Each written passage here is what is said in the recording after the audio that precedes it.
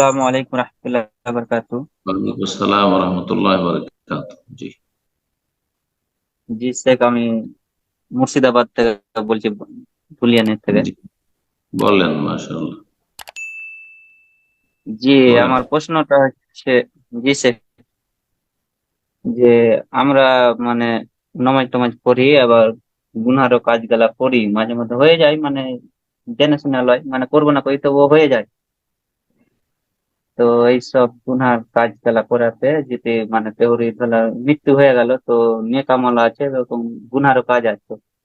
তো এইসব আমল করে মানে তোবা করলো না, মরে গেল, তো কবরে এসে মানুষের কি গুনাহ ক্ষমা হবে? হুম, আখারাত আস্তে আস্তে কি সে মানুষ কি জান্নাতে যাওয়ার আগে আগে কি কবরে সম্পূর্ণ গুনাহ শেষ হবে কি, বিষয়ে জানতে চাইছিলাম আর কি। হুম। গুরুত্বপূর্ণ প্রশ্ন। অধিকাংশ মানুষের অবস্থায় এরকম, যারা আমল করছেন, ফরজ ওয়াজিব আদায় করছেন, মোটামুটি হারাম নাজায়েজ থেকে, কাবিরা থেকে বেঁচে থাকছেন, তাদের অনেকেরই, বিশেষ করে আজকাল এই সোশ্যাল মিডিয়ার ফিতনার যুগে, ইন্টারনেটের ফ্যাসিলিটির ফিতনার যুগে, আল্লাহর বড় পরীক্ষা, নির্জনতার গুনাহ, খালওয়াত, খালওয়াতের ও নির্জনতার গুনাহ, এই গুনাহগুলি থেকে খুব কম লোকই, অল্প লোকই বেঁচে আছে। আল্লাহ যেন আমাদের হেফাজত করেন এবং বেঁচে থাকার তৌফিক দান করেন। যেমন সবার সামনে, বাইরে আমরা আল্লাহকে ভয় করি এবং আমরা গুনাহ থেকে বাঁচি, তেমনি নির্জনেও আল্লাহ রাব্বুল আলামিন গুনাহ থেকে বেঁচে থাকার তৌফিক দান করেন।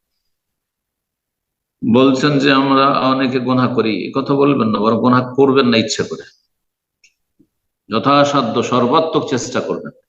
গুনাহ হয়ে যাচ্ছে, জি, শয়তানের ওয়াসওয়াসায়, কিন্তু গুনাহ করি এমন, এটা গুনাহকে যেন হালকা মনে করছেন না, গুনাহকে এত তুচ্ছ মনে করবে না। লা তাহকিরান্না সাগীরাতান, কাবীরা তো দূরের কথা, ছোট গুনাহকেও তোমরা তুচ্ছ মনে করিও না, হালকা মনে করিও না।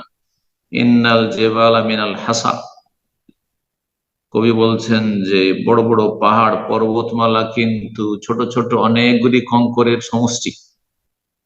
ছোট ছোট ছোট ছোট গোনা হয়তো হয়তো পাহাড় সমান গোনা হয়ে যাবে। আল্লাহ মাফ করুন, আল্লাহ রাব্বুল সংশোধনের তৌফিক দান করুন। এই ক্ষেত্রে একটি পরামর্শ দেব, গোনা হয়ে যাচ্ছে, বেশি বেশি তওবা করো।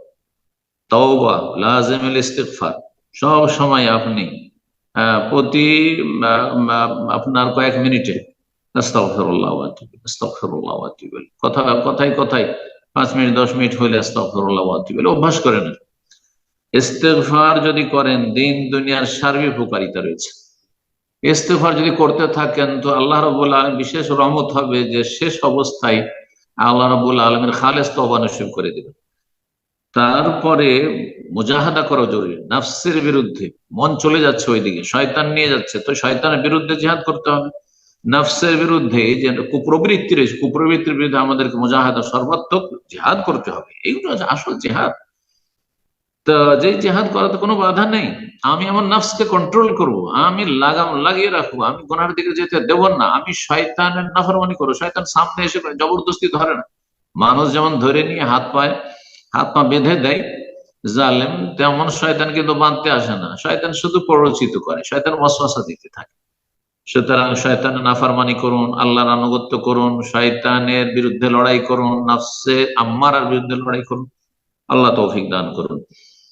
আর এইরকম অবস্থায় যদি কেউ চলে যায়, গুনাহ হচ্ছে নেকি হচ্ছে, ফরজ ওয়াজিব ঠিক আছে মাশাআল্লাহ, কিন্তু কিছু গুনাহ আছে, তাদের ক্ষেত্রে আল্লাহ কোরআনে বলেছেন কি হবে।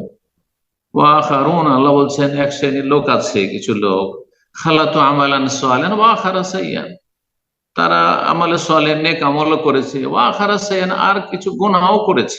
এই নিয়ে আল্লাহর সামনে হাজির হয়েছে, আমল নামাতে গুনাহ আছে নেকিও আছে।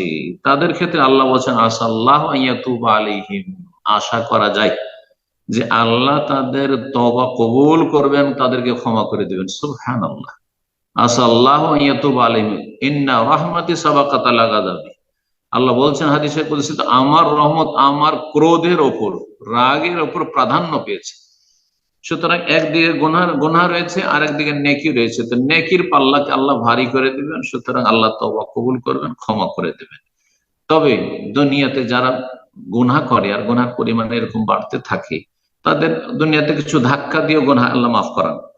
মাঝে মাঝে ধাক্কা খেলো, ক্ষয়ক্ষতি, আর্থিক ক্ষতি হলো, শারীরিক ক্ষয়ক্ষতি হলো, পারিবারিক ক্ষয়ক্ষতি হলো, আর মানসিক অশান্তি হলো, পারিবারিক অশান্তি হলো, এইসব করে আল্লাহর উপরে কাফফারা করে দেন। এখানে হইলো না, হয়তো আল্লাহ ছাড় দিলেন কিন্তু ছেড়ে দিলেন না, তো কবরে আযাব হয়ে কাফারা হয়ে যাবে, কবরে আযাব হয়ে যাবে। আর আল্লাহ যদি রহম করেন যে অল্প স্বল্প গুনাহ আছে, চলো একে মাফ করে দিই, আল্লাহ রহমত প্রাধান্য পেল, আল্লাহ বিনা শাস্তি দিয়ে মাফ করে দিতে পারে। আর তারপরে কবরের জীবনের, কবরের শাস্তির পরেও যদি কারো গুনাহ থেকে যায়, তো হাসর মাঠে নবী সাল্লাল্লাহু আলাইহি ওয়াসাল্লামের শাফাআত রয়েছে। আশা করা যায় সুন্নাতের অনুসারী, বিদআতি না হইলে, নাস্তিক না হইলে, বেনামাজি না হইলে মুসলিম ফাসিকরা নবী সাল্লাল্লাহু আলাইহি ওয়াসাল্লামের শাফাআত পাবে। শাফাআত ইলি আহলিল কাবায়ের মিন উম্মতি, নবী সাল্লাল্লাহু আলাইহি ওয়াসাল্লাম বলেছেন আমার শাফাআত, সুপারিশ হবে আমার উম্মতের যারা কাবীরা গুনাহ করে দুনিয়া থেকে চলে গেছে তাদের জন্য। আল্লাহ রাব্বুল আলামিন নবী সাল্লাল্লাহু আলাইহি ওয়াসাল্লামের শাফাআত আমাদেরকে দান করুন। তার আগে আমাদের জীবনে পুরোপুরি সংশোধনী আসার তৌফিক দান করুন, সবসময় তওবা নবায়নের আল্লাহ তৌফিক দান করুন। বারাকাল্লাহু ফিক।